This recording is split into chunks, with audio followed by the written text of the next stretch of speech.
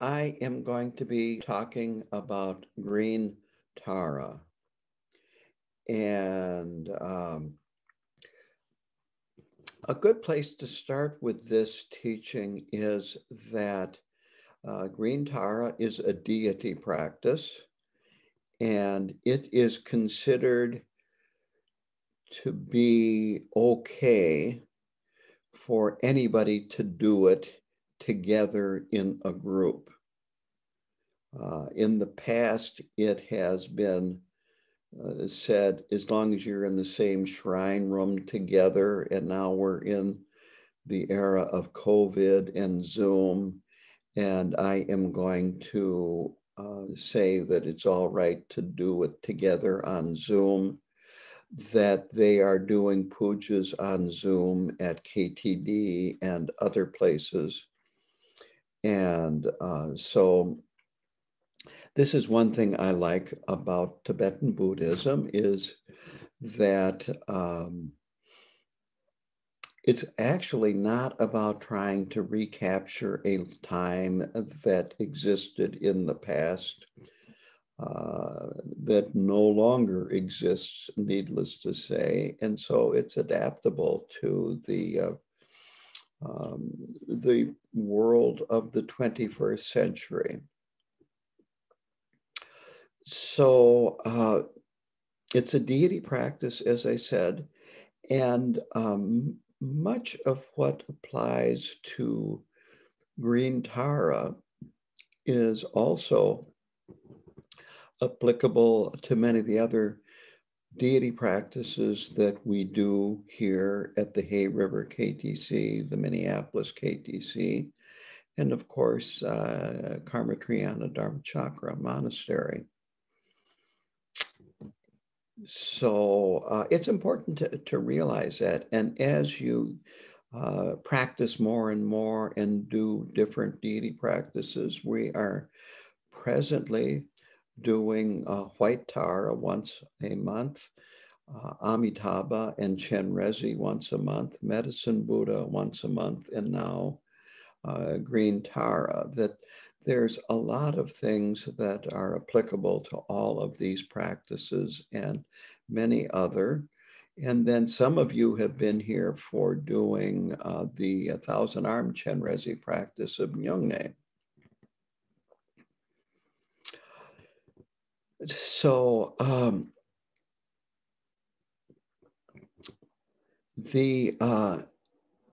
there are different approaches to studying, which I would like to pass on to you, studying Buddhism in general and these deity practices like green Tara and white Tara. And so they are compared to different animals. So the first approach to take is to study each word until you understand fully the meaning of these words. And that is compared with a tortoise.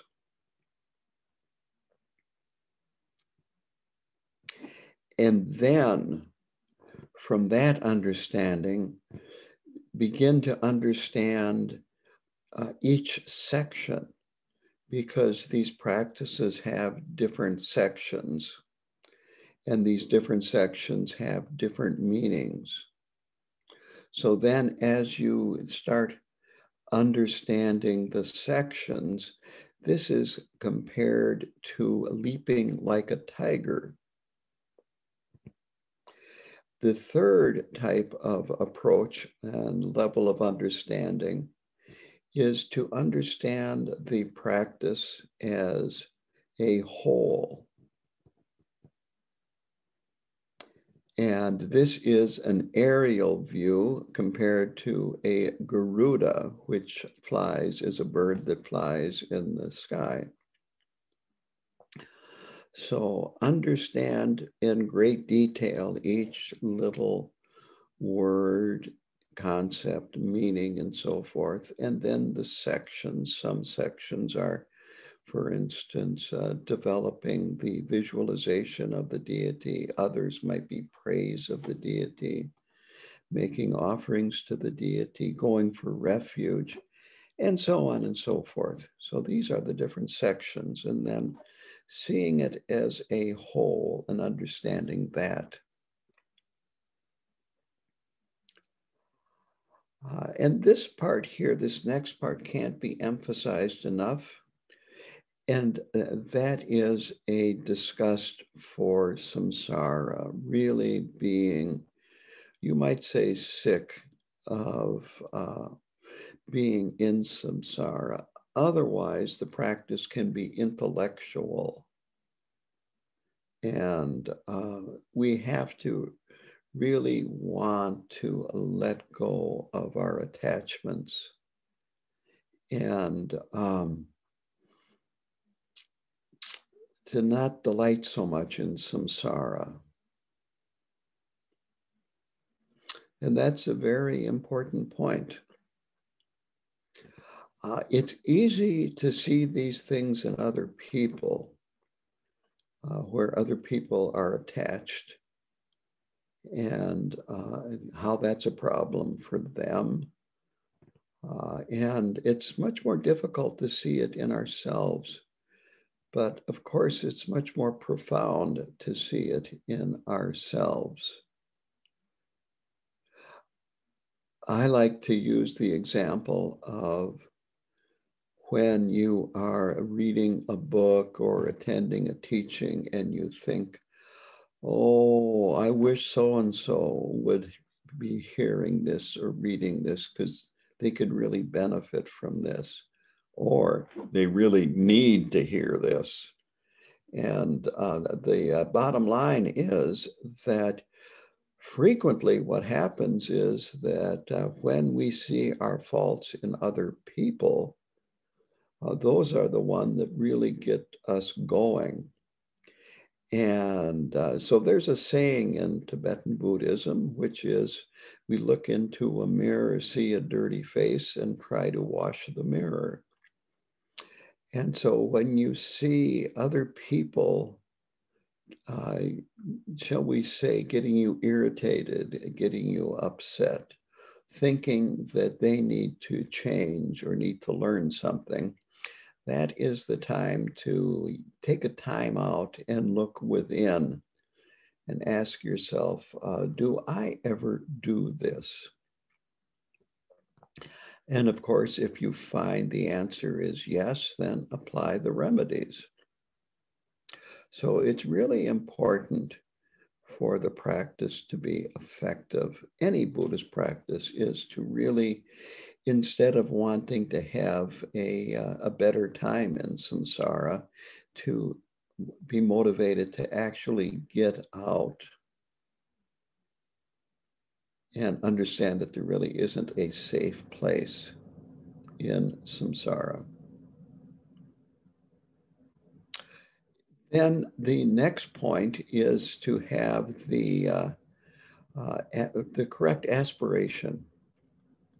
And the aspiration is wanting to benefit all beings.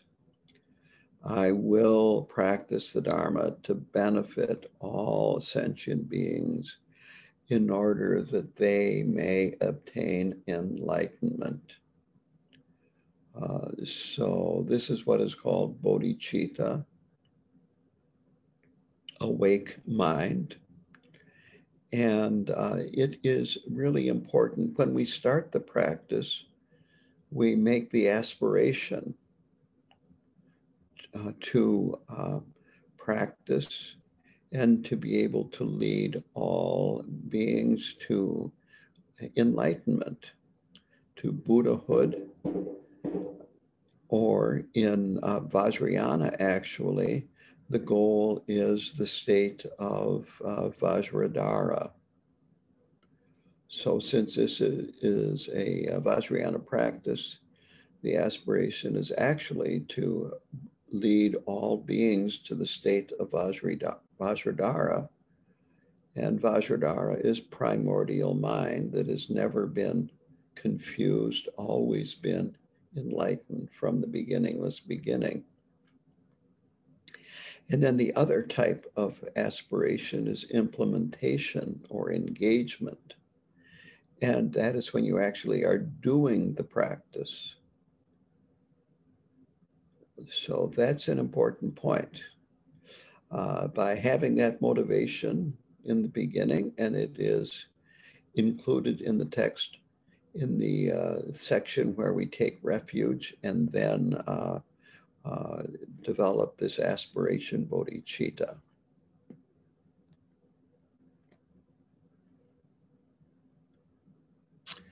And Tara, one of her qualities is that she protects from fear.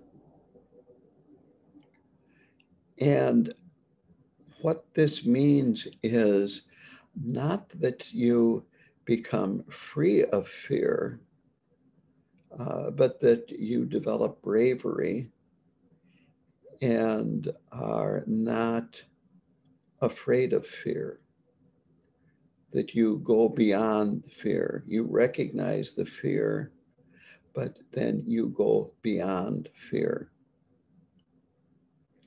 The one of the Tibetan names for a bodhisattva is Pawo, Pawo. And that means literally warrior. There actually is a Pawo Rinpoche, but this warrior is not one that would be carrying an assault rifle. It means warrior in terms of not giving in to fear, to have a confident, you might say fearless. Again, it doesn't mean that fear doesn't arise, but a fearless person does not give in to the fear and then goes beyond it.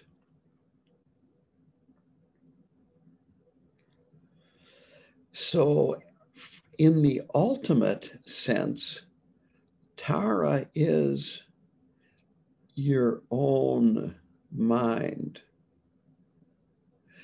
When you reach, you might say, the completion of the practice of Tara, if this is your daily practice, the ultimate accomplishment of practicing Tara is that you become Tara, not physically, but your mind becomes Tara. That you have purified your mind and that your qualities have developed to the point that you become Tara. Now, the thing is that ultimately, there is no difference between white Tara, green Tara, Chenrezi, and so on and so forth with all the different deities that we practice. So there is a teaching that goes, if you realize one deity, you realize all of them. But the important point is that ultimately, we are our own refuge. Our mind is our own refuge. Our mind already is Vajradhara. It already is Buddha. And that that is the direction we are going. So don't look at Tara like an external being that is going to save you.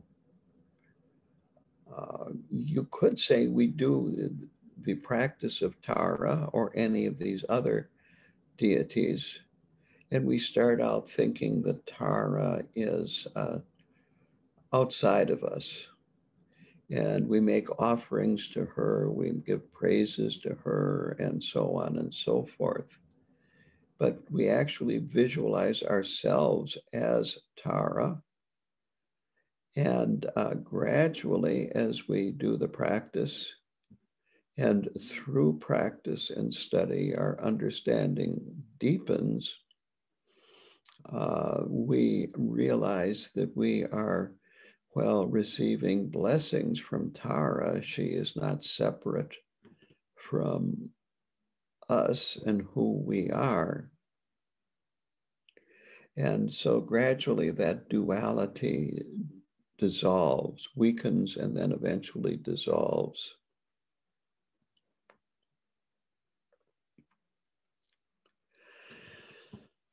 Now, there are a number of different stories about the origin of Tara. And it's important here to understand the difference between the indicative meaning and the definitive meaning. So the indicative meaning, this is all about relative truth. It points us in the right direction. And so one of the stories about Tara, how she arose, is that Chenrezig became discouraged after working for aeons in universe after universe, liberating sentient beings. And he liberated countless sentient beings in that time. But when he looked closely, he saw that samsara was still full of countless sentient beings. And so he started to cry uncontrollably. And from his tears, a lake formed, and in that lake, a lotus bloomed. On the blooming lotus was Tara.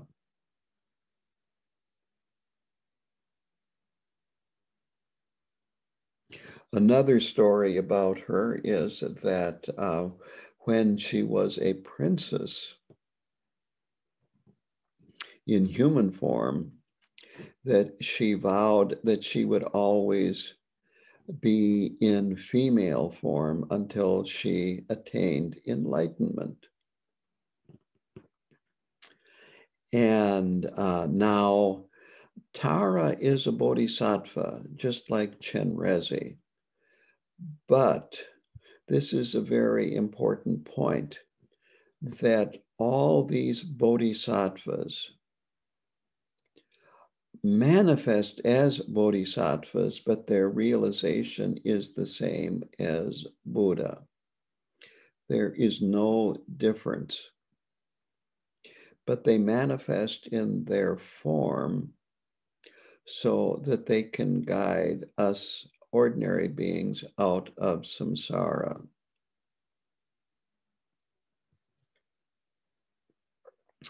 So this is the indicative meaning, and it's about relative truth.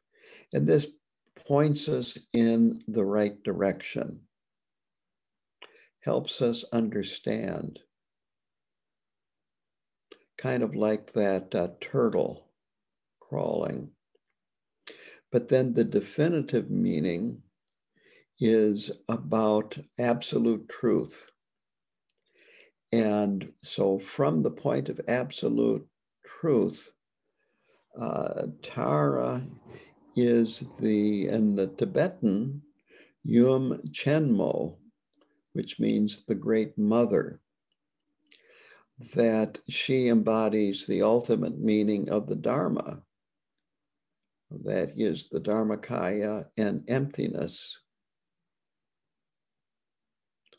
And she is called the Great Mother because all Buddhas, before they become Buddhas, have to realize emptiness. Prajna paramita. They have to realize the Dharmakaya. And so it is frequently said that the Dharmakaya, realizing that, gives birth to bodhisattvas and Buddhas. And this is who Tara is ultimately. There are 21 taras altogether, and I'm not going to go through all of them. That would be a whole teaching right there. But they are all emanations of white Tara.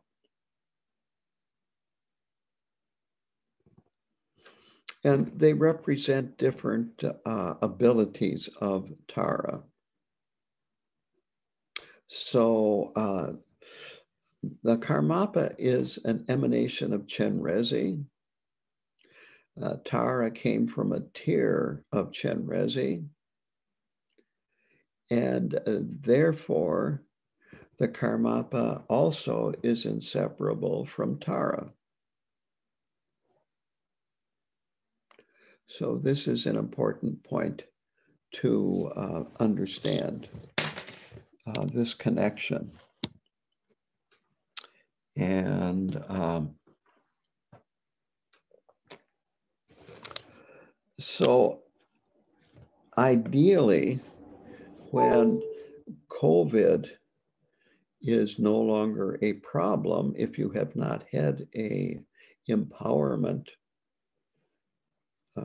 for green Tara, or any of the other deity practices that you are doing, either like here on Zoom or at a center and so forth, it really is excellent to actually receive the empowerment from a master.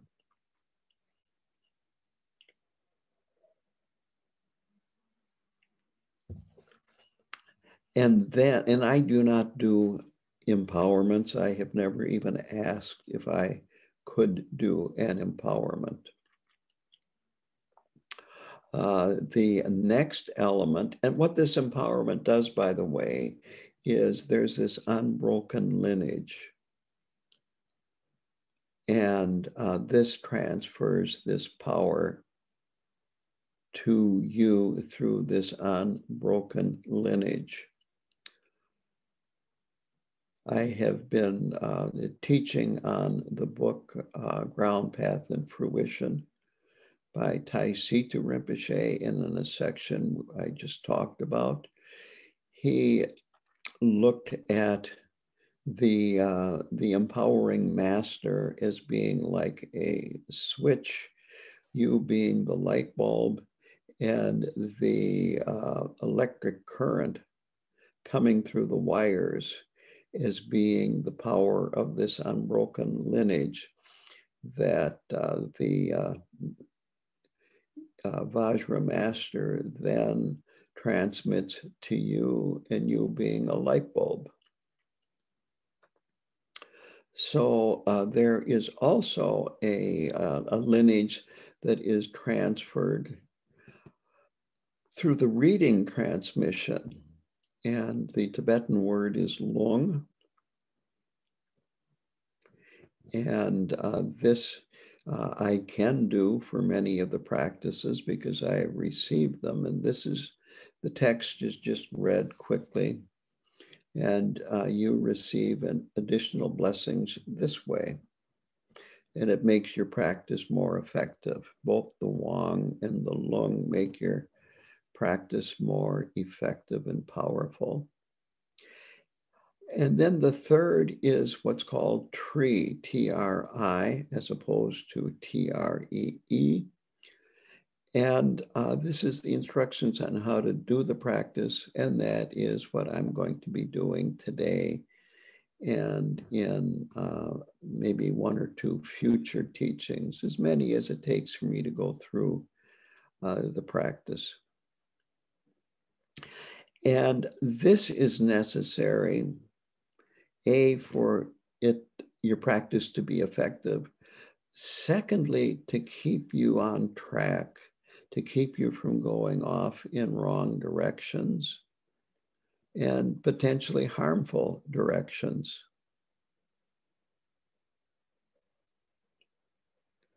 So it's really important to receive a tree or perhaps a series of trees on doing the practice so that you are doing it correctly, doing it where it is most effective. And obviously you want to be going towards the goal, and as opposed to going off in some other direction or actually going backwards.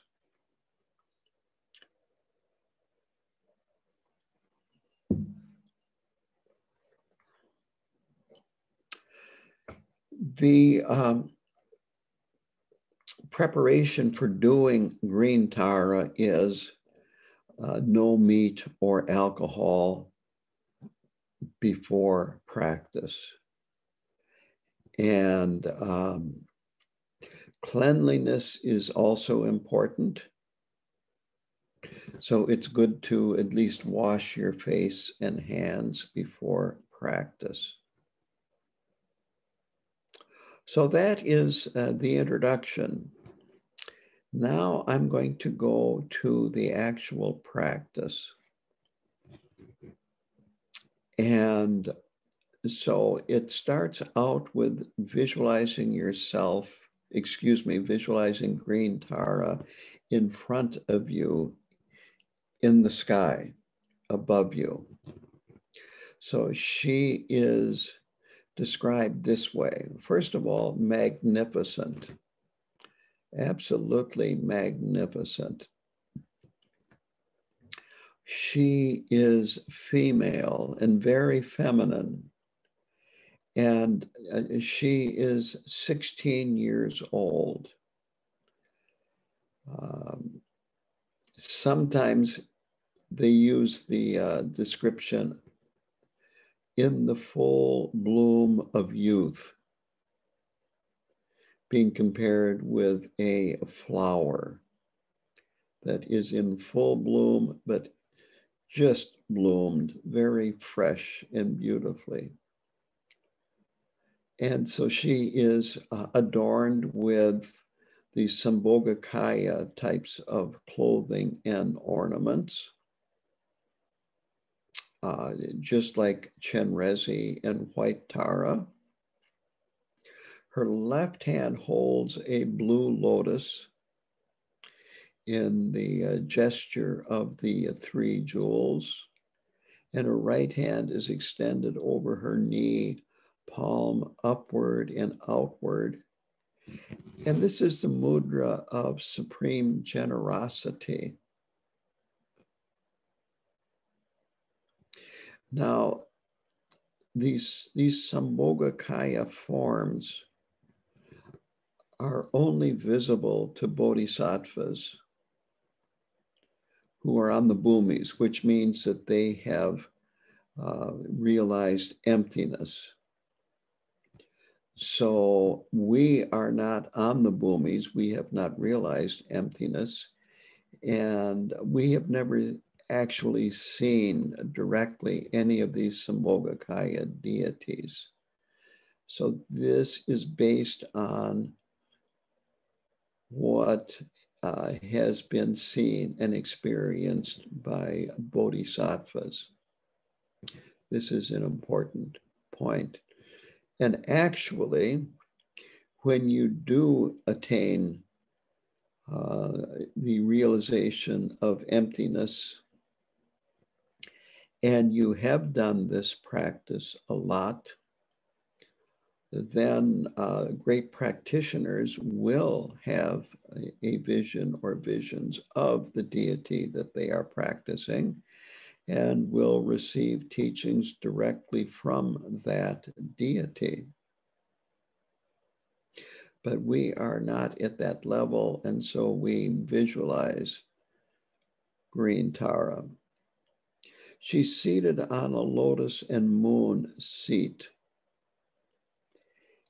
And the moon, of course, symbolizes that she is a peaceful deity, just like Chenrezig. Her right foot is extended in front of her left foot.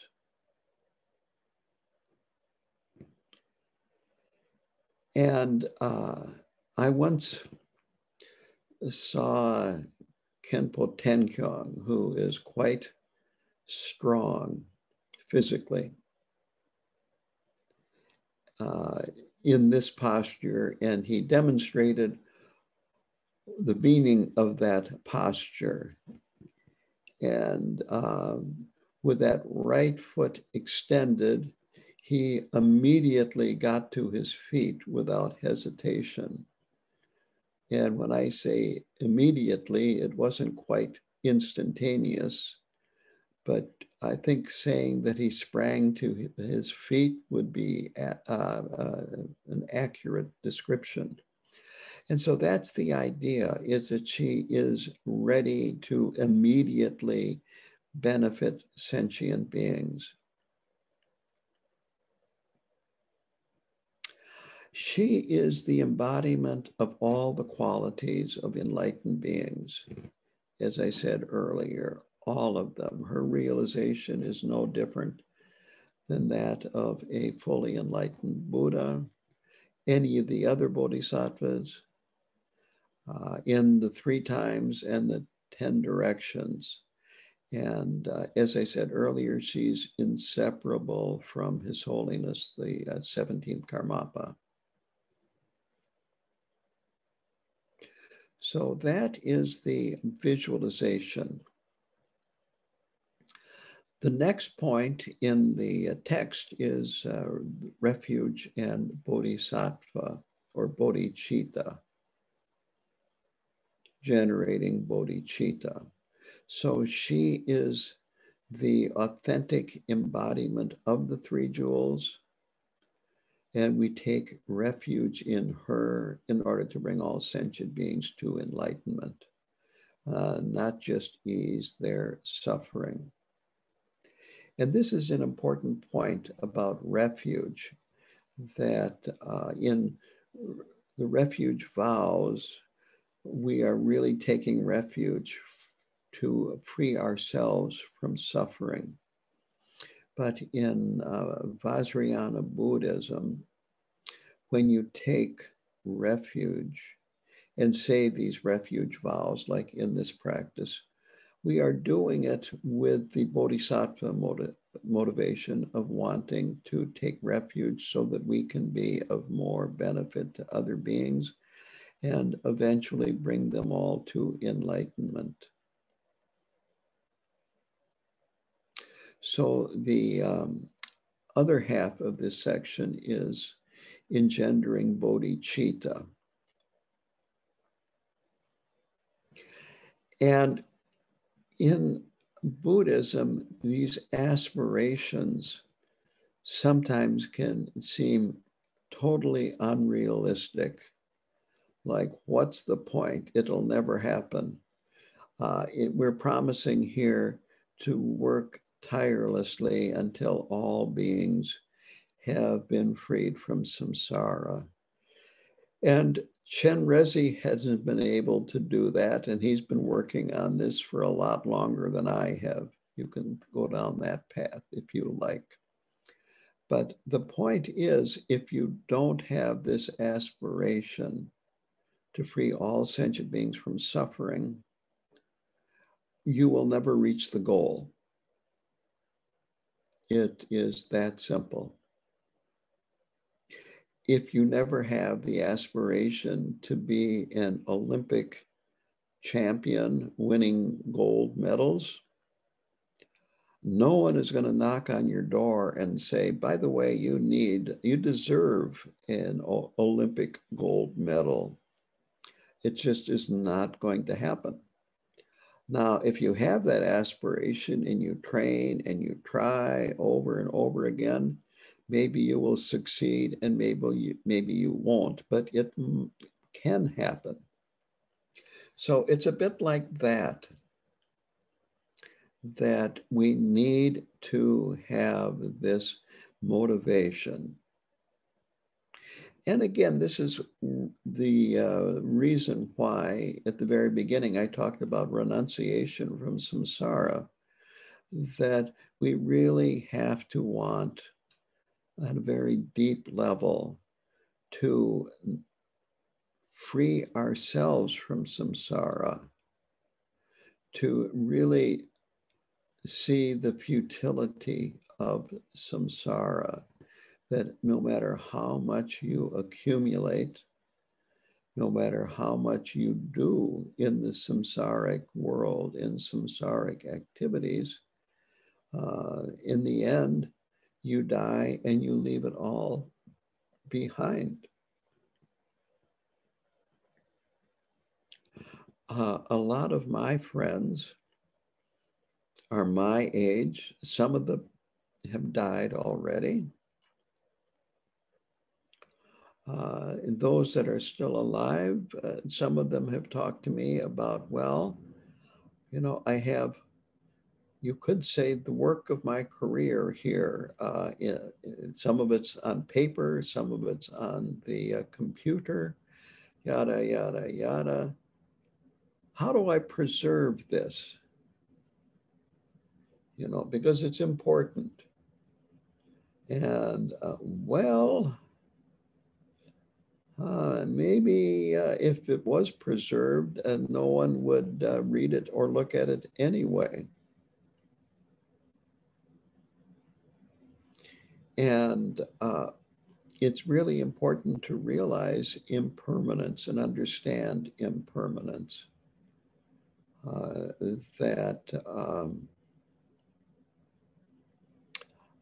whatever we do is impermanent. And even if it lasts beyond our own body,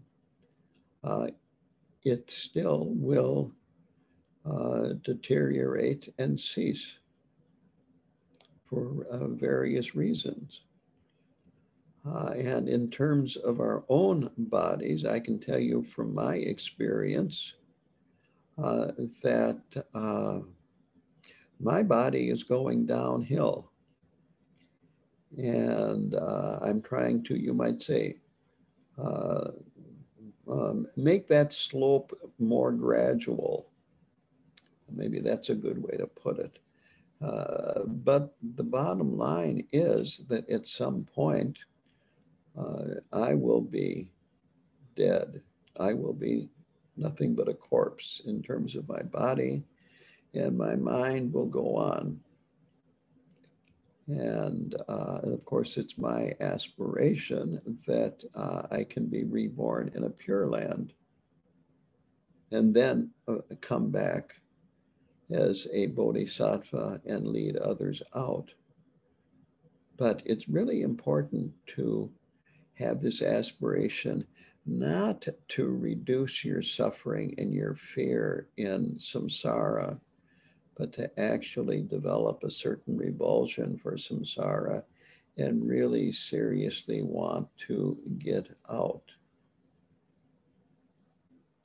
Maybe a good analogy is to stop wanting to redecorate your prison cell and escape instead.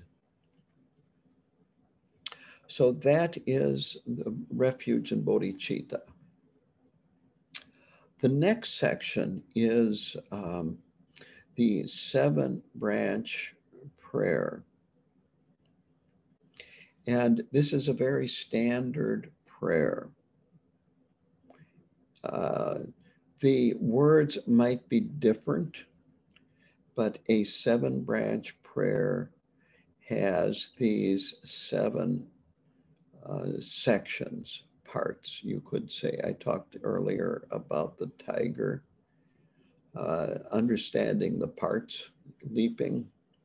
So within the 7-branch prayer, which is, you could say, a section, then there are these parts, and within those parts are individual words.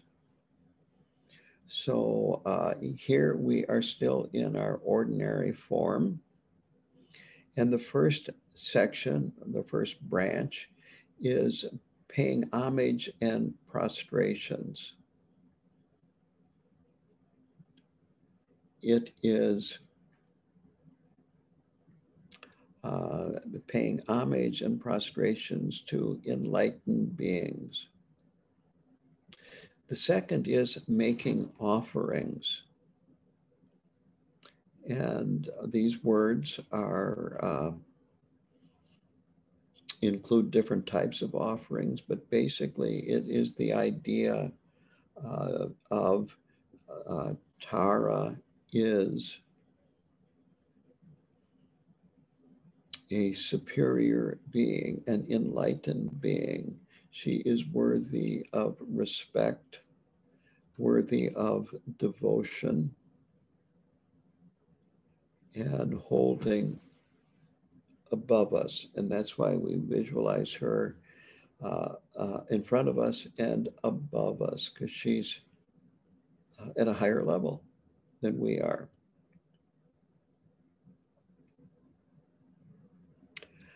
And so there's a difference between making offerings and giving. We make offerings to beings that we hold in a high place and have a lot of devotion for. And we give to people that are our level or lower. We give birthday presents to people. We give, some of us give Christmas presents. Maybe at Valentine's Day, you give presents to people that you hold dear and so forth. But that's different than making offerings. Here, we're making offerings, and it's important to understand that this is very different from giving, because we are looking at her as being above us and worthy of respect and devotion.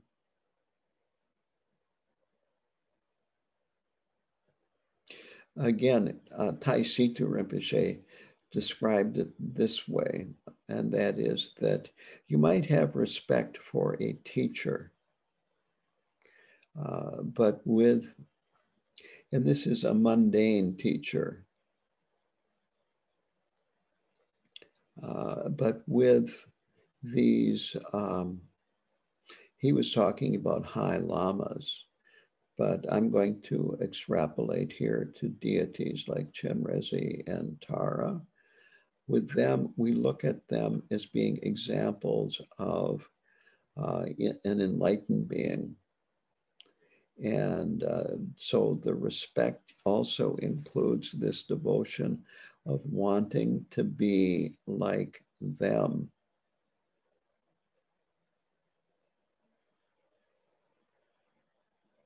So in the mundane world, we don't have that level of devotion. So that's the idea of offerings. The third is confession.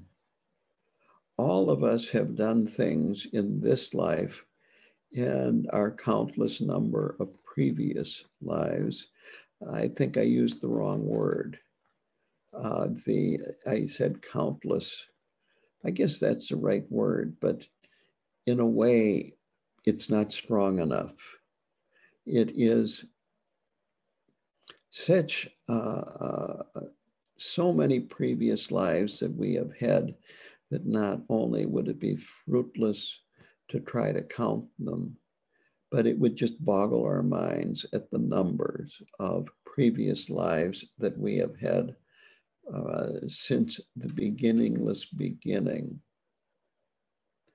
Our present universe, I think, is somewhere between 13 and 14 billion years old, according to modern astronomy. And before it, there were previous universes, and before them, there was previous universes, and on and on and on into the past for countless universes, much less how many lives have we had in the 13 to 14 billion years in this universe. So it is countless is almost makes it seem like it's not that much. I think that's a good way to put it. So we have done everything. We've been in all 6 realms of samsara. over and over and over again. And we have done many, many, many things that have accumulated negative karma, as well as merit and good karma. But the only thing good about bad karma is that it can be purified, and it is through confession that we purify it. And so here we are not confessing very specific things, but just saying that we have done a lot of negative things. Well, we have been deluded by our conflicting emotions, our afflictive states of mind of primarily attachment and desire and greed, and then aversion, irritation, anger, and so forth. And then the third is, of course, ignorance, being apathetic. You might say being out of touch with what's going on and purposely being ignorant. I like to use the, just emphasizing it a little differently, ignore ants, ignoring things. So these are our primary afflictive states of mind, but under all of that is fundamental ignorance, which is a duality, taking that which is not a self to be a self and that which is not other to be an other.